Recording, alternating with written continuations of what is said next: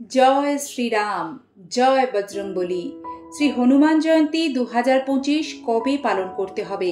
শ্রী হনুমান জয়ন্তী পুজো সহজ সরল বিধি।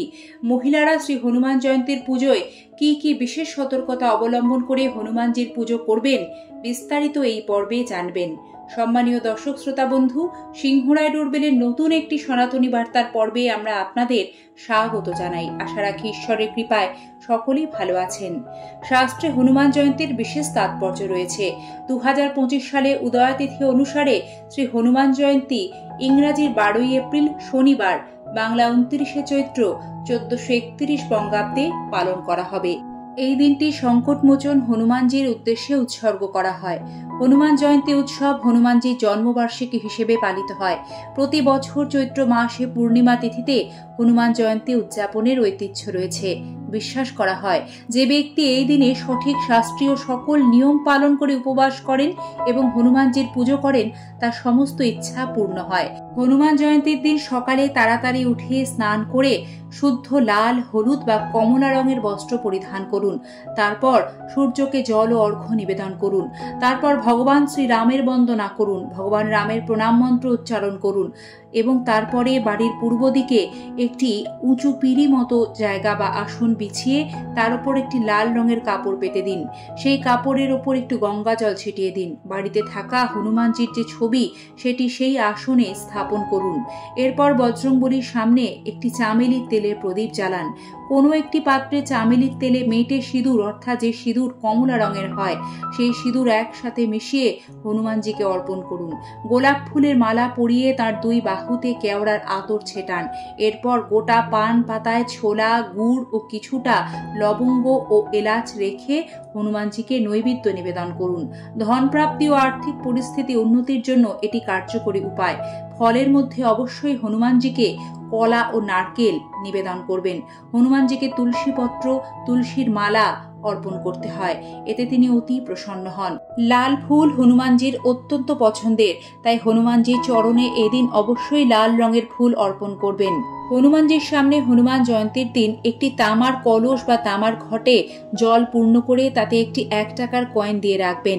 হনুমানজির সামনে ভোগ নিবেদন করবেন। বেসনের লাড্ডু, বোঁদের লাড্ডু, এগুলি হনুমানজিকে ভোগ নিবেদন করতে হয়। এছাড়াও গুলকান্দ বলে একটি বিশেষ জিনিস রয়েছে যা গোলাপের পাপড়ি থেকে তৈরি। সেই জিনিসটি দিয়ে হনুমানজিকে পানের খিলি তৈরি করে মিষ্টি পান ভোগে নিবেদন করলে তিনি প্রসন্ন হন, তার কৃপা লাভ করা যায়। তবে হনুমানজির পানে ভুলেও চুন ও সুপারির ব্যবহার করা যায় না। অর্থ সংকট, শনির দশা, মহাদশা কিংবা শত্রু ভয়, এই সমস্ত কঠিন বাধা বিপত্তি থেকে মুক্তি পেতে হনুমান জয়ন্তীর দিন করুন বিশেষ কয়েকটি শাস্ত্রীয় উপায়।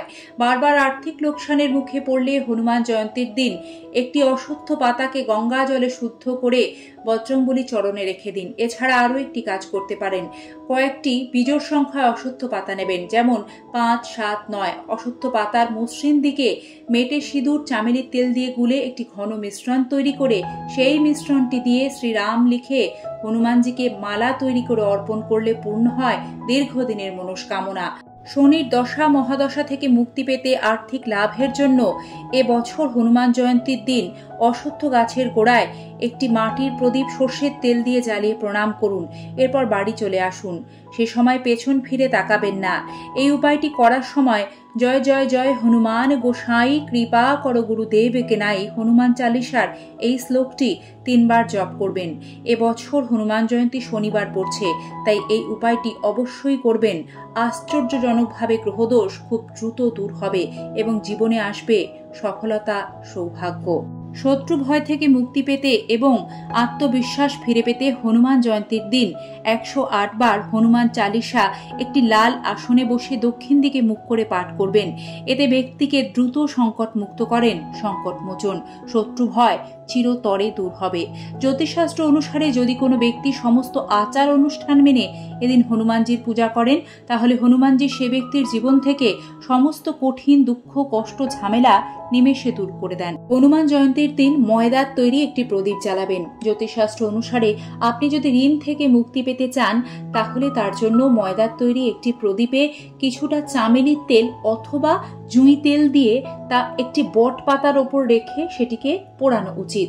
5টি বট পাতায় 5টি বাতি রাখুন, সেগুলি নিয়ে হনুমান মন্দিরে যদি রাখতে পারেন আরো ভালো ফল পাবেন। এই প্রতিকার করলে জীবনের সকল প্রকার ঋণ থেকে মুক্তি পাবেন, সে সঙ্গে দূর হবে শনির বাধা। মান, যশ, খ্যাতি, প্রতিপত্তি লাভ করতে হনুমান জয়ন্তীর দিন জ্যোতিষশাস্ত্র অনুসারে পতাকা উত্তোলন করতে হয়। যদি কেউ কোনো কাজে বারবার সাফল্য বা জয়ের স্বাদ পেতে চান, তবে হনুমানজিকে হনুমান জয়ন্তীর দিন লাল বা কেশর রঙের পতাকা রাম নাম লিখে অর্পণ করতে হয়। কথিত আছে, মন্দিরে পতাকা উত্তোলন করলে ব্যক্তির সম্মান বৃদ্ধি পায়। পুজো শেষে অনেকেই এই পতাকা বাড়িতে এনেও লাগিয়ে থাকেন।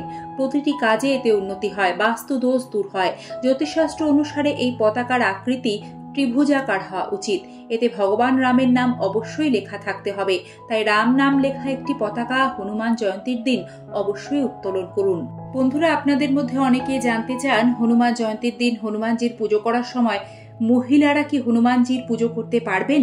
মহিলাদের কি কি সতর্কতা ও নিয়ম পালন করতে হয় আপনাদের সকলের জানবার জন্য বলি, শাস্ত্রমতে হনুমানজির পুজো করার সময় মহিলাদের কিছু নিয়ম অবশ্যই মেনে চলা উচিত। সতর্ক না হয়ে কাজে ভুল করলে রুষ্ট হতে পারেন বজ্রংবলী, উল্টে নেতিবাচক প্রভাব পড়তে পারে। যেমন ধরুন, হনুমান জয়ন্তীতে মহিলাদের বজ্রংবলীর মূর্তি স্পর্শ করা উচিত নয়। পৌরাণিক বিশ্বাস অনুসারে হনুমানজি ব্রহ্মচারী ছিলেন, তাই মহিলারা দূর থেকে প্রদীপ জ্বালিয়ে শ্রী রাম ভক্ত হনুমানজির পুজো করতে পারেন। হনুমানজির পুজোর সময় মহিলারা হনুমান চালিসা, হনুমানাষ্টক ও সুন্দরকাণ্ড পাঠ করতে পারেন নির্দ্বিধায়। তবে ভুলেও বজ্রংবাণ এদিন পাঠ করবেন না, কারণ শাস্ত্রমতে মহিলাদের জন্য বজ্রংবাণ পাঠ করা নিষিদ্ধ। এছাড়াও ঋতুস্রাব চলাকালীন ভুলেও হনুমান চালিসা কখনো পাঠ করবেন না। বন্ধুরা, জানেন কি, বজরংবলী সকল নারীকে তার মায়ের সমান মনে করেন।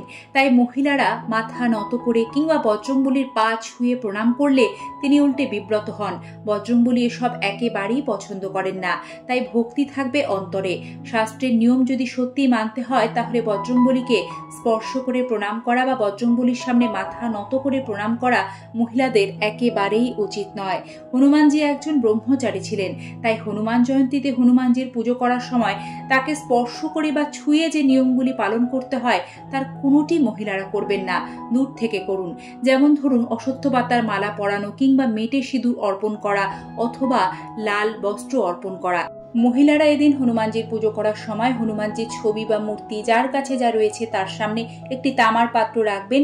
সেই পাত্রটিকে গঙ্গাজল ছিটিয়ে শুদ্ধ করে নেবেন। তারপর সেখানে হনুমানজিকে স্মরণ করে মহিলারা লাল ফুল অর্পণ করবেন। অশ্বত্থ পাতার ক্রিয়াটিও, যেটি রাম নাম লিখে করতে বলা হয়েছে, সেটিও এই তামার পাত্রের ওপরেই করবেন। এতে পূর্ণ ফল লাভ করবেন, তবে হনুমানজিকে ছুঁয়ে ভুল করেও নয়। বন্ধুরা, এদিন হনুমান চালিসা পাঠ করার সময় একটি লাল আসন পেতে দক্ষিণে মুখ করে বসবেন। দক্ষিণ দিকে মুখ করে চামেলির তেলের প্রদীপ জ্বালিয়ে হনুমান চালিসা পাঠ করলে শাস্ত্রমতে হনুমান চালিসা পাঠের সবচেয়ে ভালো ফল লাভ করা যায়।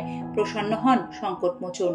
হনুমানজিকে এদিন ভেজানো ছোলা, আখি, গুড় সহযোগে নিবেদন করুন।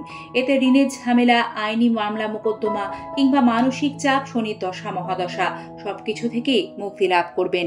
আটকে থাকা কাজ দ্রুত সমাধান করতে বা দীর্ঘদিনের কোনো মনস্কামনা পূর্ণ করতে হনুমান মন্দিরে হনুমান জয়ন্তীর দিন সম্ভব হলে পানের বিড়ে নিবেদন করুন। এতে হনুমানজি প্রসন্ন হন, তার আশীর্বাদে জীবনের সর্বকার্যে দ্রুত সফল হবেন। বন্ধুরা, এদিন যারা পূর্ণ দিবস উপবাস করে হনুমানজির পুজো করবেন, তারা ভুলেও এই উপসে লবণ কোনোভাবেই খাবেন না। কোনো প্রকার লবণই কিন্তু খাওয়া চলবে না, কারণ শাস্ত্রমতে হনুমানজির ব্রত, পূজা, উপবাসে লবণ খাওয়াকে অত্যন্ত অশুভ বলে মনে করা হয়। তাই এরূপ নিষেধাজ্ঞা রয়েছে। হনুমান জয়ন্তীর দিন কেউই কালো বা সাদা রঙের বস্ত্র একদমই পরবেন না, এটিও অশুভ। হনুমানজির পুজো করার সময় উজ্জ্বল লাল, হলুদ, গোলাপি বা কমলা রঙের বস্ত্র পরিধান করা শুভ। এদিন আমিষ আহার গ্রহণ করবেন না। হনুমান জয়ন্তীর দিন হনুমানজির প্রিয় বেসন ও বোঁদের লাড্ডু, তুলসীপত্র সহযোগে ভোগ নিবেদন করবেন। হনুমানজিকে আরতি করবেন এবং পুজো শেষে প্রসাদ সকলকে বিতরণ করবেন। বন্ধুরা, কথায় বলে ভক্তের ভক্তি হলো সার কথা। তাই নিজের অজান্তে পুজোর দিন যদি কোনো ভুল ত্রুটি বা উপকরণের খামতি থেকে যায়, তা পূর্ণ করবে অন্তরে শুদ্ধ ভক্তি, ঈশ্বরের প্রতি পূর্ণ আস্থা ও বিশ্বাস। বজরংবলীর পুজোর দিন শরীর ও মন উভয়ের পবিত্রতা প্রয়োজন। ভালো থাকবেন। নিয়মিত এই ধরনের ভিডিও দেখতে সাথে থাকবেন। জয় বজরংবলী।